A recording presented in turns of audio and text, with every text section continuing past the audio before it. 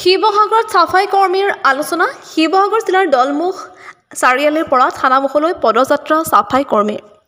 সদৌ অসম চাফাই কৰ্মীসকলৰ দ্বাৰা তেওঁলোকৰ বিভিন্ন সমস্যাৰাজি সন্দৰ্ভত ৰাজ্যৰ বিভিন্ন জিলাৰ পৰা আহি কৰ্মীসকল একত্ৰিত হৈ এক আলোচনাত মিলিত হয়। লগতে তেওঁলোকে প্ৰতিবাদী সমদলৰ কাৰ্যসূচী হাতত লোৱা দেখা গৈছে। শিৱসাগৰৰ পৰা ফাৰহান লস্কৰ ৰিপৰ্ট, আছাম নিউজ 24। অকল কংগ্ৰেছকে দেখিবা আমি ৰাতি প্ৰতিবাদ লাগিলে নৈত আমি সোমাই আধা প্ৰতিবাদকে তেনেকুৱা কৰিবলৈ বাধ্য হ'ম আৰু তাৰ জগৰীয়া চৰকাৰ হ'ব। আৰু আমি চৰকাৰৰ লগত আমি এইটো নহয় আমি চৰকাৰৰ লগত দুখিত আছোঁ। আমি দুখিত এইটো আছোঁ যে চৰকাৰে আমাৰ কথাবিলাকৰ উত্তৰ দিয়া নাইকিয়া। আৰু চাফাই কৰ্মচাৰীক গোটেই এক বেঞ্চত মাতি কথা পতা নাইকিয়া। তেওঁলোকে সেইবিলাক মানুহ মাতে যিবিলাক মানুহ কেইটামান মানুহ মেনেজ কৰি সিহঁতক ফটো তোলাই চৰকাৰক দি আছে। চাফাই কৰ্মচাৰী সন্তুষ্ট আছে, সেইটো কিন্তু মিছা কথা।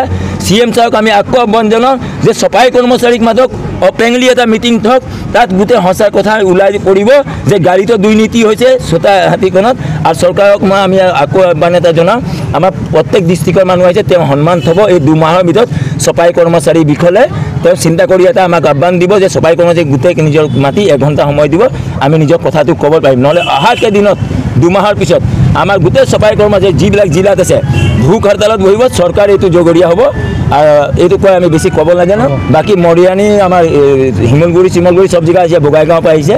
আৰু তেওঁলোকক আপোনালোকৰ মিডিয়া চেনেলকো আমি ধন্যবাদ দিছোঁ যে চৰকাৰে এই কথাটো শুনক, আমাৰ কথা উত্তৰ দিয়ক। 2026ত আমিয়ে আছোঁ।